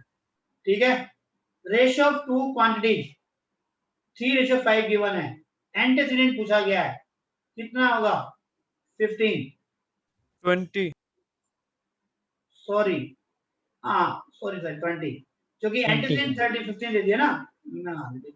एक मिनट देखो बिल्कुल सही है आंसर। एंटीसीडेंट 15 मतलब कि 3 की जगह 15 है, तो 3 की जगह 15 है मतलब कि 5 से मल्टीप्लाई करेंगे, 4 को भी क्या करेंगे 5 से मल्टीप्लाई करेंगे 20। तो अगर एंटीसीडेंट 15 है तो कॉन्सिक्वेंट कितना हो गया 20। Okay, the ratio of quantities given है, कॉन्सिक्वेंट ऑफ इट्स इनवर्स, इसका इनवर्स करेंगे तो क्या आएगा ऑब्वियसली 7/5 और ऑब्वियसली कॉन्सिक्वेंट 5 है तो एंटीसीडेंट कितना हो गया। कितने आसान क्वेश्चन है, अगर दैट सीधा क्वेश्चन पूछा जाए तो मुझे लगता ही नहीं है कि कुछ याद भी करने की जरूरत है। देखो कंपाउंड रेशियो है, आपने मल्टीप्लाई करना है। ठीक है, मैं सिर्फ क्वेश्चन दिखा रहा हूँ, मैं अभी इनको सोल्व नहीं कर रहा, आप कर सकते हो मुझे पता है।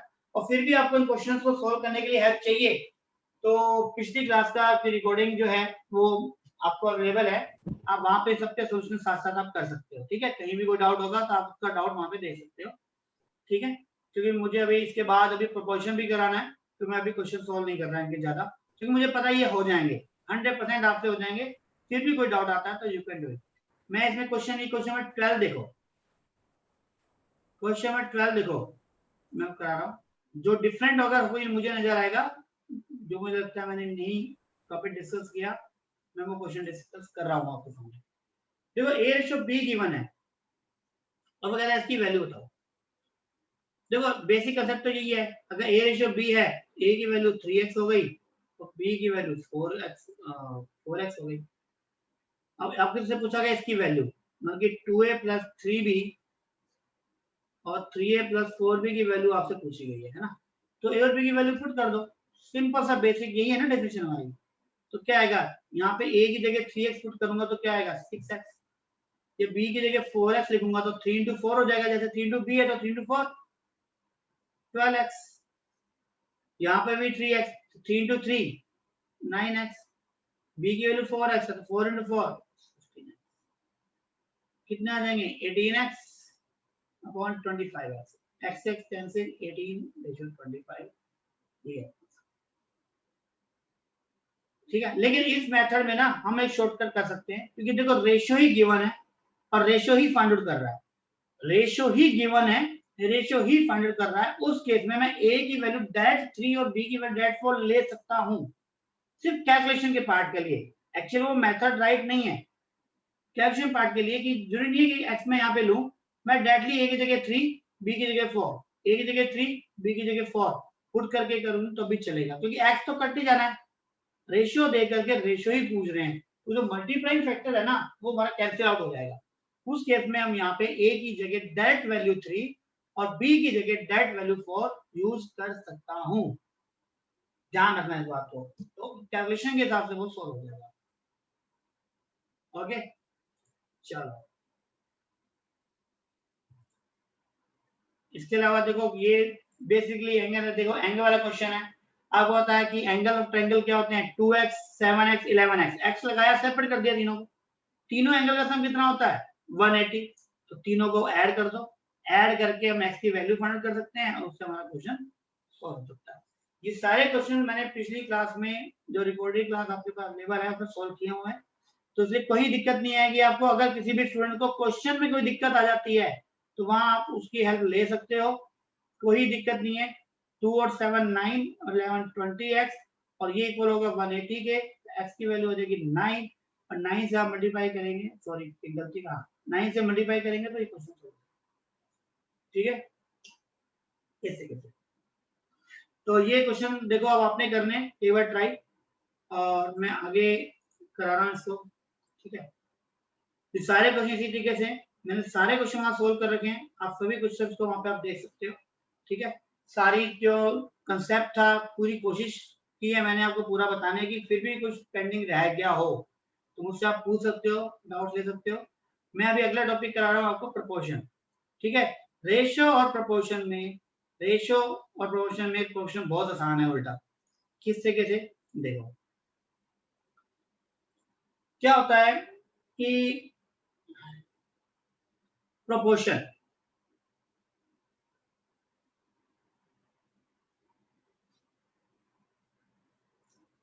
रेशियो में किसी को डाउट है बताओ, किसी तरीके का कोई कंफ्यूजन हो दोबारा देखो आप ना 5 मिनट, हाँ जी बोलो, लक्ष्य बोलो बेटा क्या कह रहे थे। नो सर कह रहा था। ओके देखो मैं ना आप एक मिनट 5 मिनट हम देखो दोबारा नहीं करते, बिना पेज को इसको अपना कुछ नहीं लिख रहा, आप देखो कितने किस तरीके से इसको रिवाइज कर सकते हैं, तो आप पॉइंट कर लो आपस एक बार। देखो रेशियो क्या है दोबारा से बता रहा हूं मैं, ध्यान से सुनना, और चाहो तो शॉर्ट में अपने पेन कॉपी पे भी नोटबुक पे नोट करते रहना, पॉइंट पॉइंट पॉइंट पॉइंट, आपको पता लगेगा कि रेशियो टॉपिक कितना छोटा सा है। Ratio means comparison in same quantity in same unit, ठीक है। रेशियो को फ्रैक्शन फॉर्म में लिखा जा सकता है, a ratio b can be written as a by b। जब रेशियो को फ्रैक्शन फॉर्म में लिखा जा सकता है तो फ्रैक्शन की सारी प्रॉपर्टीज क्या हो जाती है, इंक्लूड हो जाती है। अगर आप किसी भी नंबर से मल्टीप्लाई या डिवाइड करते हो तो वो जितने नए रेशियो बनेंगे they all are equivalent ratio. Next जो first term of the ratio है वो antecedent, second term of the ratio है वो कॉन्सिक्वेंट। डन। अब इसके बाद इसमें वो आपसे कह सकता है कि क्या दो से ज्यादा भी रेशियो कंपेयर कर सकते हैं, obviously using continuous ratio, A ratio B ratio C ratio D हम कर सकते हैं, और दो अलग अलग अगर आपको रेशियो दिए हुए हैं ए रेशियो बी और बी रेशियो सी तो उसको मर्ज करके कंटीन्यूअस रेशियो लिख सकते हैं, और कंटीन्यूअस रेशियो को भी सेपरेट भी कर सकते हैं, है ना, वो कोई इश्यू नहीं। आफ्टर दैट था कि क्या उसकी कुछ प्रॉपर्टी है, मेन आपके पास 6 टाइप की प्रॉपर्टीज में पूछी है डायरेक्टली, इनवर्स, डुप्लीकेट के साथ सब डुप्लीकेट, ट्रिप्लीकेट के साथ सब डुप्लीकेट, देखिए कितना आसान है, इनवर्स उल्टा रेसिप्रोकल, फिर डुप्लीकेट मींस स्क्वायर तो स्क्वायर रूट, क्यूब और क्यूब रूट 8th क्लास में पढ़ाते हैं हम, cube cube root square square root, वो 4 प्रॉपर्टीज पूछ लिया, तो 4 वो और 1 वो, इनवर्स 5, एक लास्ट पूछा कंपाउंड, कंपाउंड में लगी मल्टीप्लाई करना, रेशियो को फ्रैक्शन में लिखो मल्टीप्लाई कर दो।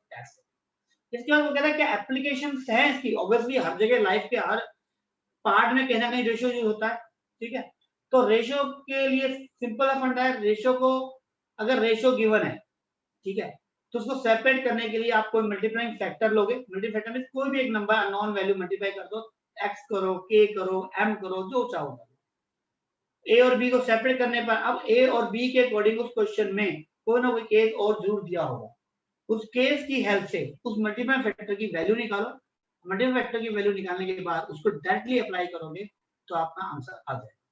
उसके लिए मैंने आपको एक शॉर्टकट बताया, हर टाइप को करने का क्वेश्चन का एक शॉर्टकट है, कंसेप्ट है, फंडा, डायरेक्टली सिंगल लाइन अगर आप में आंसर देना चाहते हो, जो गिवन जो आप फाइंड कर रहे हो, जिस क्वांटिटी को फाइंड कर रहे हो उससे रिलेटेड रेशियो होगा न्यूमरेटर में, जो गिवन है क्वेश्चन में जिसकी हेल्प से फाइंड आउट करना है, आंसर फाइंड करना, उससे रिलेटेड रेशियो नीचे डिनोमिनेटर में, और क्वांटिटी जो दी हुई है उसको मल्टीप्लाई करना। बस ये मैं लिख के बता चुका हूं आपको, ठीक है। मैं अभी नहीं लिख रहा क्योंकि मैं चल रहा हूं माइंड में सोचो इस चीज को जो मैं बोल रहा हूं, ठीक है। तो ये चीज है, अब उसके ऊपर बेस्ड क्वेश्चन मैंने आपको यहाँ पे करने हैं आपने, और वो अभी मैंने दिखाए, आपने किए हैं वो क्वेश्चन, ठीक है। तो अब ये बताया कि जब रेशियो को जब हम फाइंड आउट कर लेते हैं तो रेशियो जो होता है वो यूनिट लेस होता है, ठीक है। अब जब हम दो क्वांटिटी को कंपेयर कर रहे हैं तो बोल रहे हैं रेशियो, लेकिन तो रेशियो को ही कंपेयर कर दूं तो बोलते हैं प्रोपोर्शन। अब आगे बढ़ते हैं, मान लो मैं कह रहा हूं एक रेशियो है 3:4 और एक लिख रहा हूं मैं 9:12, कह रहा हूं क्या दोनों इक्वल हैं? आपको जी इक्वल है जी, देखो ये भी इक्विवेलेंट तो है, 3:4 ये भी 3:4 ये भी 3:4, बिल्कुल सही है। जब हम दो रेशियो को कंपेयर करते हैं तो बोलते हैं ratios are in proportion, ratios are in proportion. तो इस तरीके से कहते हैं। अब एक बताओ, यहाँ पे ए और बी का रेशियो है, ये सी और डी का रेशियो है, क्या ए बी सी डी चारों की क्वांटिटी सेम होनी चाहिए? ये अब जरूरी नहीं है। क्यों? मान लो ये किसी के वेट का रेशियो है और ये किसी की हाइट का रेशियो है, ठीक है, ठीक है। लेकिन जब वेट का रेशियो फाइंड कर लिया तो ये तो यूनिट लेस हो गया। जब यहाँ पे हाइट का रेशियो फाइंड आउट किया, जो सेंटीमीटर में थी मान लो, और ये मान लो ग्राम में थी, तो ये भी यूनिट लेस हो गया। तो अब इन दोनों की यूनिट तो है ही नहीं ना, है ही नहीं, तो हम कंपेयर कर सकते हैं। तो इंपॉर्टेंट चीज ध्यान रखना, जब हम ए रेशियो बी को सी रेशियो डी से कंपेयर कर रहे हैं, अब कंपेयर करने के लिए यहाँ इक्वल का साइन यूज नहीं करते, मैंने किया है लेकिन वैसे नहीं करते, क्योंकि इक्वल का यूज करते हैं इक्वेशन के केस में, और ये इक्वेशन नहीं है, ये कंपेरिजन है, इसलिए हम इस तरह के क्या यूज करते हैं, 4 डॉट्स लगाते हैं। बस ये कारण है, इसका मीनिंग इक्वल ही है एक्चुअली, पर ये की इक्वेशन नहीं है, ठीक है। तो इसलिए A ratio B C ratio D, हाँ अगर इसकी फ्रैक्शन फॉर्म लिखूंगा, ए और बी को फ्रैक्शन फॉर्म में लिखूंगा तो ए अपॉन बी, सी और डी को फ्रैक्शन फॉर्म में लिखूंगा तो सी अपॉन डी। अब मैं इक्वल साइन लगा दूंगा, तो जब ये इक्वल कर रहा हूं मैं, अब इक्वेशन बन गई। अब इन दोनों को अगर मल्टीप्लाई करें, क्रॉस मल्टीप्लाई करना आपको आता है, तो ऑब्वियसली आपको नजर आ रहा है कि a into D will equal to B into C. कहने का मतलब है कि अगर चार क्वांटिटी, चार वैल्यूज आपको दी हुई है, दो रेशियो अगर प्रोपोर्शन में दिए हुए हैं, तो चार क्वांटिटी सेम भी हो सकती है और सेम नहीं भी हो सकती है ना, और पहली दो लास्ट की दो सेम होंगी, ये नहीं कि ये दोनों अलग अलग हो जाएंगी, ऐसा नहीं है, ठीक है। तो अगर हम ये कहते हैं चार वैल्यूज है, अगर वो कोई भी चार वैल्यूज अगर प्रोपोर्शन में हैं, इसका मतलब फर्स्ट और लास्ट का और सेकंड और थर्ड का जो प्रोडक्ट है वो इक्वल होगा, जिसको आप क्या कहते हो, प्रोडक्ट ऑफ एक्सट्रीम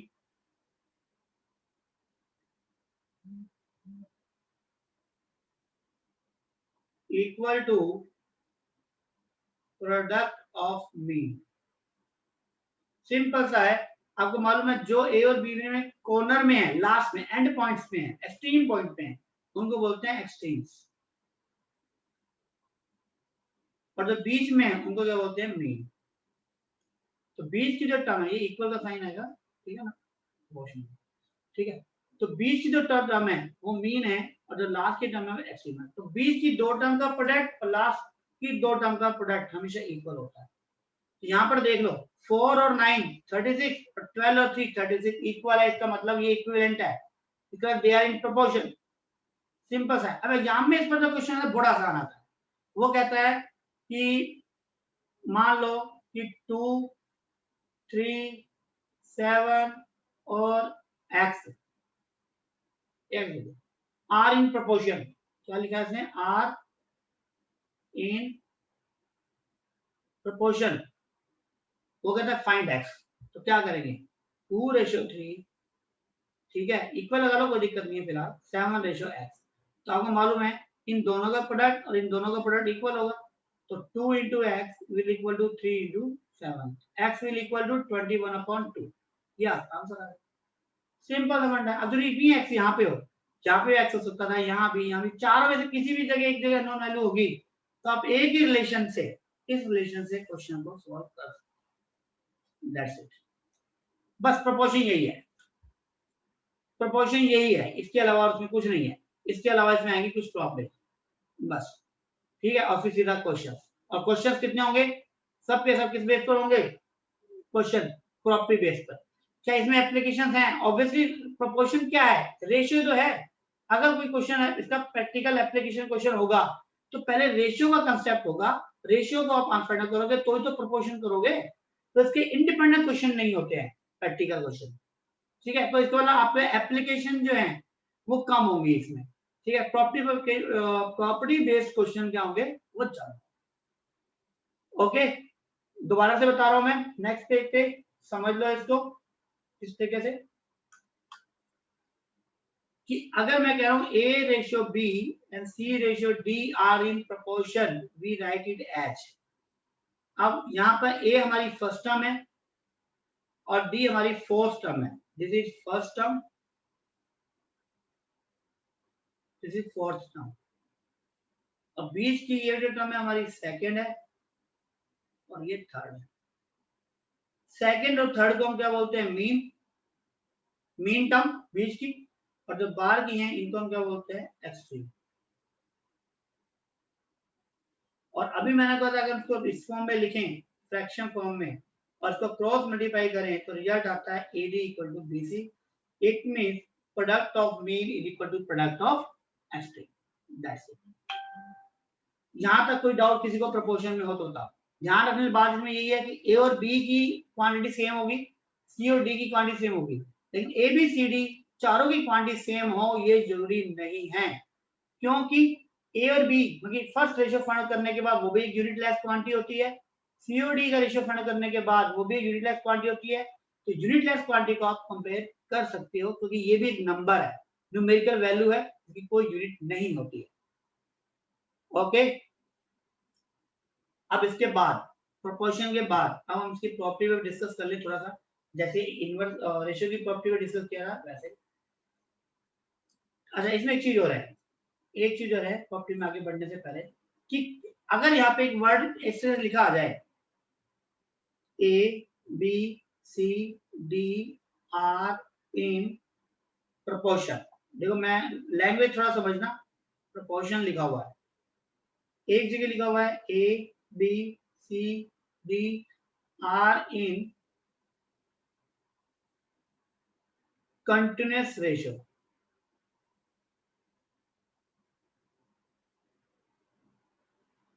और एक जगह लिखा हुआ है ABCD are in continuous proportion. इनके मतलब समझने की कोशिश करना, वैसे शायद पता होगा आपको तो क्या चीज है, ठीक है, इस पर ध्यान दो। देखो पूछा are in proportion, it means A और B का जो रेशियो है वो है C/D। सिंपल सा, जो अभी आपको बताया, चार क्वांटिटी प्रोपोर्शन में है, तो पहली 2 का रेशियो और लास्ट की 2 का रेशियो सेम होगा। वो लिखा है कंटिन्यूअस रेशियो। कंटिन्यूअस रेशियो मतलब है A/B/C/D, ये ध्यान रखना। वहां कंटिन्यूअस रेशियो लिखा है, वहां पे कंटिन्यूअस प्रोपोर्शन लिखा है। देखिए अगर यहाँ पे प्रोपोर्शन और कंटिन्यूअस दोनों को मिलकर कंटिन्यूअस प्रोपोर्शन लिखा जाए तो क्या होगा? मतलब तो होता है A/B, B/C प्रोपोर्शन, C/D, ये मतलब कि यहाँ पे क्या है, कंटिन्यूस प्रोपोर्शन, हालांकि ए का बी से जो रेशियो है या रिलेशन है वही रिलेशन बी और सी का है और वही रिलेशन सी और डी का है। तो अब मैं कंटिन्यूस प्रोपोर्शन के बारे में आपसे डिस्कस करता हूँ थोड़ा सा। वो क्या है, देखो आपसे कहा जाएगा कि if A B C are in continuous proportion, ratio पूछे तो A ratio B ratio C, ठीक है। लेकिन जब प्रोपोर्शन लिखा हुआ है इसका मतलब है कि ए और बी का रेशियो, बी और सी का रेशियो, बी रिपीट होगी, वो प्रोपोर्शन है। यहां देखा था ए और बी का रेशियो, फिर बी और सी का रेशियो, फिर सी और डी का रेशियो, वो कंटिन्यूस है, पिछला और अगला दोनों कोरिलेट होंगे, ठीक है। तो अब यहाँ पे अगर रूल लगाएं तो product of mean product of extreme, तो B into B, B square will equal to A C. तो यहाँ पर ये रिलेशन बन के आता है। इस पर भी क्वेश्चन आता है, मान लो क्वेश्चन आ गया कि 4x और 9 in continuous proportion, find x। तो सिंपल है, 4 रेशियो x, x रेशियो 9, तो obviously x square will equal to 4 into 9, that is 36। x का वैल्यू 36, x की वैल्यू क्या आ गई 6, ऑप्शन सर, ठीक है ना, क्योंकि 36 स्क्वायर होता है तो x की वैल्यू 6 हो जाएगी। कंटिन्यूअस प्रोपोर्शन मतलब है कि वैल्यू सेम रिपीट होती है। अगर a b c लिखा हुआ है तो a रेशियो b और b रेशियो c क्या होगा, इक्वल होगा। ओके, आ रही बात समझ यहाँ पे प्रोपोर्शन में? तो प्रोपोर्शन इतना ही है, प्रोपोर्शन और कंटिन्यूअस प्रोपोर्शन एक ही रूल है, product of mean equal to product of extreme. इसके बाद इसकी प्रॉपर्टीज हैं, और वो प्रॉपर्टीज क्या है वो देख लेते हैं। देखो जैसे वहां पे हमने पढ़ी थी इनवर्स, तो यहाँ पे भी है जिसका नाम है इनवर्ट टेंडो। देखो मैं कह रहा हूँ a upon b equal to c upon d given है, मतलब कि a ratio b proportion c ratio d given है मुझे, और आपसे पूछा गया है, नाम थोड़े से अजीब होंगे लगेंगे आपको, इनवर्ट टेंडो, नाम से क्लियर है, इनवर्ट टेंडो मींस इनवर्स करना, तो उल्टा कर दो, जो a अपॉन b है उसको लिख दो b upon a, c upon d है उसको d अपॉन c, बस। या मैं ऐसे कह सकता हूँ इसको कि कौन दोनों के एंटीसीडेंट और कॉन्स्टेंट बदल दो, मतलब कि b ratio a proportion d ratio c, ये कह सकता हूँ, ठीक। इन्वर्टेंडो के बाद है इसका अल्टरनेंडो। अल्टरनेंडो क्या होता है, जो बीच की मीन टर्म है ना हमारी उसको इंटरचेंज करना, मतलब कि a upon c b upon d, क्योंकि मीन टर्म जो है ना इनको आपस में इंटरचेंज करना है, b और c और b के फॉर्म में अगर लिखोगे तो उसको बोलते हैं इन्वर्टेंडो। तो हम इसको लिख देंगे a ratio c proportion b ratio d। फिर नेक्स्ट है आपका कंपोनेंडो। देखो कंपोनेंडो क्या कहता है कि जो रेशियो है ना आपका a अपॉन b और c अपॉन d, इन दोनों में ना 1 ऐड कर दो, दोनों में 1 ऐड कर दो, तो क्या बनेगा a plus b upon b, c plus d upon d, this is the component. Means numerator में डिनोमिनेटर को ऐड कर दो दोनों तरफ, आंसर सेम ही आएगा, तो सेम ही प्रोपोर्शन में रहेंगे। फोर्थ में कहता है डिविडेंडो, इसमें कहता है माइनस कर दो 1 को,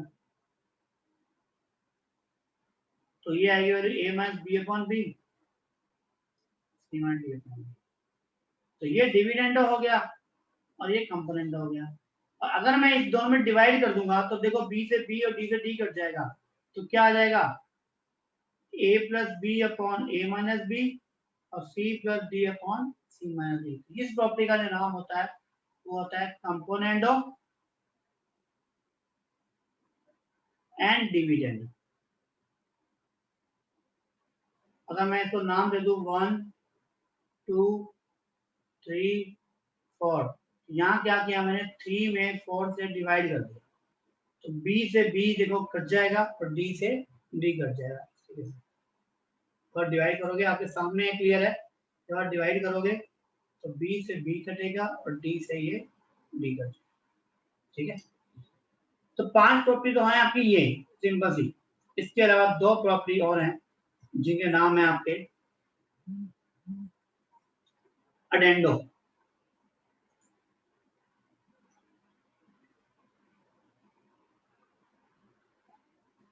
अडेंडो ADDEND। अडेंडो में क्या है, वो कहता है अगर आपके पास A/B C/D अगर है तो आप ना ऊपर न्यूमरेटर को ऐड कर दो और डिनोमिनेटर को भी ऐड कर दो, कोई दिक्कत नहीं, वैल्यू सेम रहेगी, वो प्रोपोर्शन में ही रहेंगे।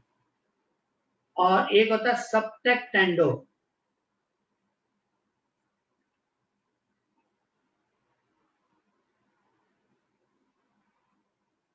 उसमें क्या होता है, माइनस हो जाता है, A माइनस C और B माइनस D। ठीक है, इसको मैं अभी एग्जांपल लेके बताता हूँ मैं एक बार। ठीक है, हाँ जी, 1 मिनट दिखा रहा हूँ बेटा आज। ठीक है, ये 7 प्रॉपर्टी हैं, एक बार देखें हम यहाँ पे। ये आपके सामने है इन्वर्टेंडो, अल्टरनेंडो। ठीक है, ये सब प्रॉपर्टी देखो। इसका एग्जांपल से मैं अगर कोशिश करूं, 1 मिनट, वो कहना चाहता है कि अगर हमारा कोई रेशियो है 2:3 इक्वल है 4:6 से, ठीक है, और मैं इससे अडेंडो प्रॉपर्टी अप्लाई कर दूं, ये वाली सॉरी कंपोनेंडो, तो 2 + 3 कितना हो जाएगा, 5/3। 4 + 6 क्या आएगा, 10/6। देखो ये अभी भी प्रोपोर्शन में ही है ना, 5.3। पहले भी वो प्रोपोर्शन में थे, अप्लाई करने के बाद भी वो प्रोपोर्शन में ही है।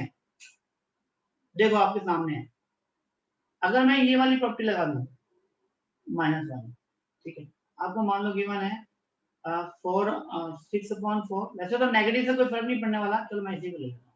इसी में अगर मैं डिविडेंड प्रॉपर्टी लगाऊं तो 2 - 3/3, 4 - 6/6, तो क्या वैल्यू आ जाएगा, -1/3, यहाँ का -2/6। तो देखो ये अभी भी प्रोपोर्शन में ही, क्योंकि माइनस से माइनस कट कर दूं तो ये अभी भी प्रोपोर्शन।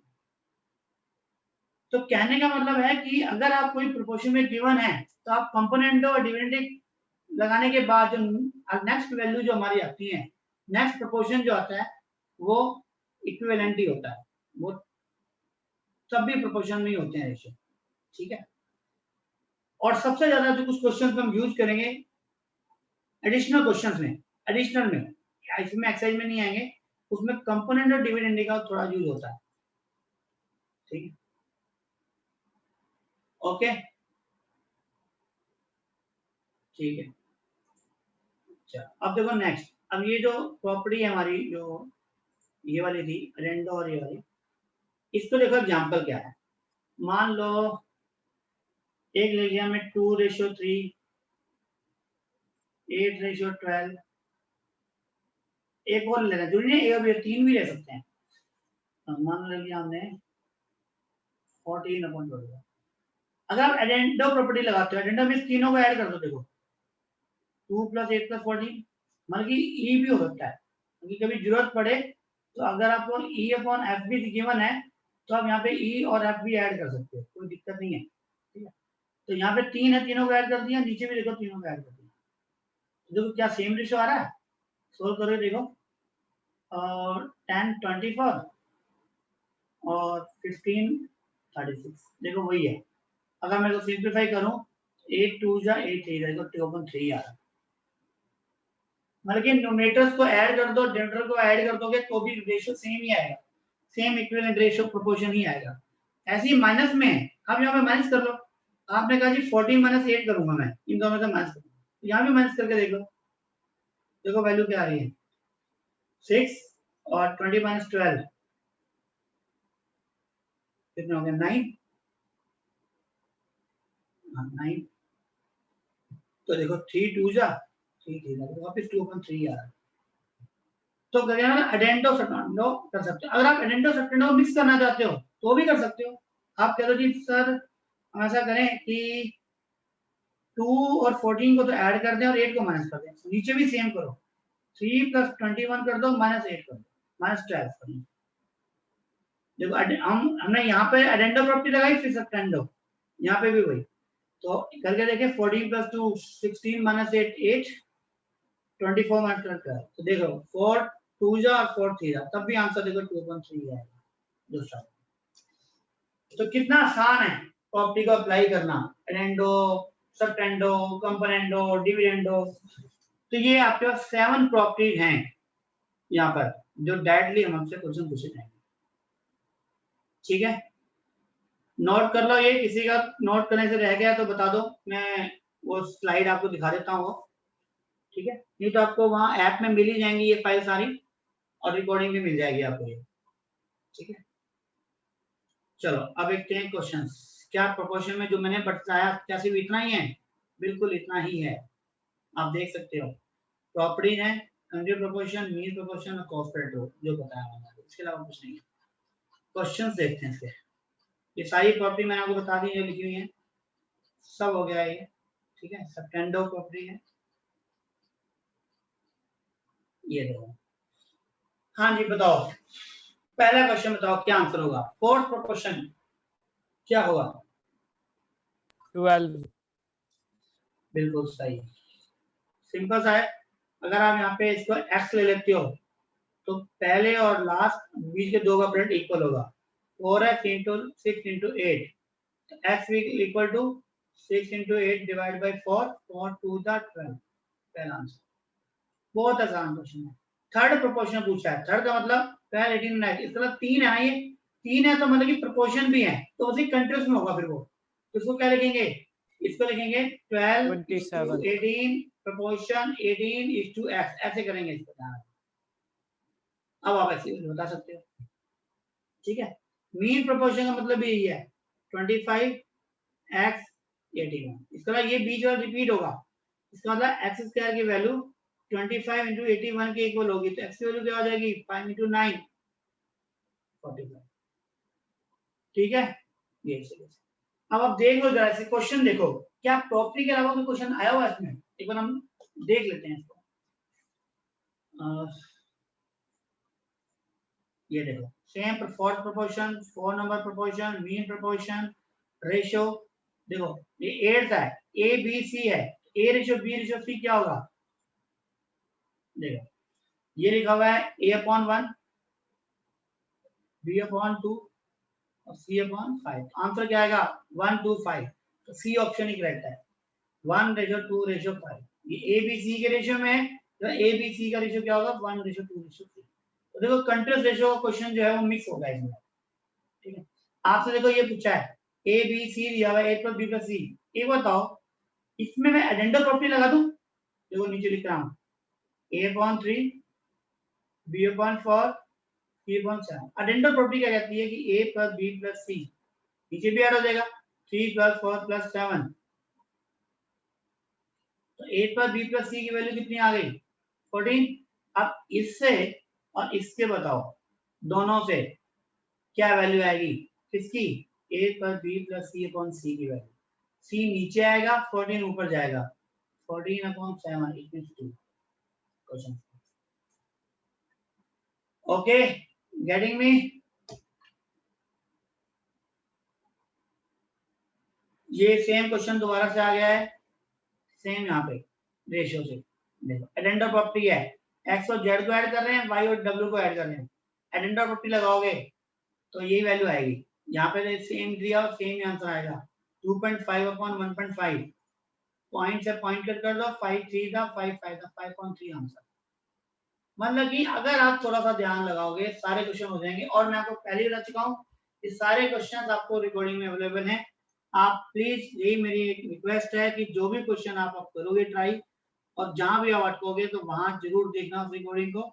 ठीक है, आपको YouTube चैनल पे भी मेरे जो आपको लिंक मिलेगा, मैंने भेजा हुआ है, वहां से भी आप देख सकते हो, वहां सारी अवेलेबल है सर। ऐप पे तो है ही है, तो मेरे खुद के YouTube चैनल पे भी अवेलेबल होंगे, वहां पे मैंने लिंक डाला हुआ है। ठीक है, तो वहां पे भी आप देख सकते हो, तो उसको जरूर देखो, वहां पे सारे क्वेश्चन सोल्व किए हुए हैं मैंने। ओके, अब बताओ कोई डाउट है तो अब बताओ। रेशियो प्रोपोर्शन में कोई चीज ऐसी है, ये एक्सरसाइज यहीं पे फिनिश है, ये क्वेश्चन ही करने हैं बस, और एक सामने ही है। ठीक है, तो क्वेश्चन तो बेटा आपको ट्राई करने पड़ेंगे एक बार। ठीक है, सारे आप क्वेश्चन ट्राई करो, और जो डाउट हो मुझसे पूछ सकते हो, और दूसरा आपके हेल्प के लिए रिकॉर्डिंग अवेलेबल है, वहां 1 by 1 each question I have to solve, ठीक है, तो वहां सोल्व किया हुआ है, तो वहां आप देख सकते हो। सर YouTube का लिंक भेज देना एक बार ग्रुप में। ठीक है, मैं भेज दूंगा आपको, ठीक है, मैं इसके Okay. पहली क्लास का लिंक भेज दूंगा, उसी में सारा वहीं आ जाएगा वो, ठीक है, ओके। मैं फर्स्ट जो क्लास है ना जिसमें रेशियो के क्वेश्चंस कराए हुए हैं, वहां भी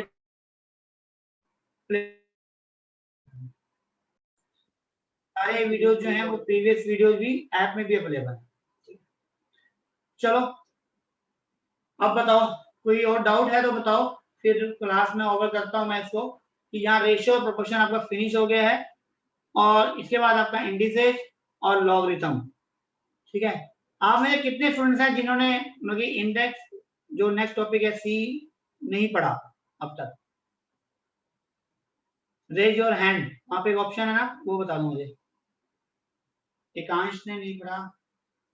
एकांश आपने लॉगरिथम वाला पढ़ा था? वंशिका, ठीक है। अब आपका देखो यहाँ पे 1 चैप्टर के दोनों टॉपिक रेशियो प्रोपोर्शन हो चुके हैं। एक बैक क्लास और लूंगा मैं, इसमें आपका लास्ट इंडिसेस और लॉगरिथम दोनों कवर हो जाएंगे, और उसके बाद फिर हम एडिशनल क्वेश्चन बैंक करेंगे, जो भी नए और पुराने सभी स्टूडेंट मिलके करेंगे फिर। ओके, चलो बाय। Sir okay bye.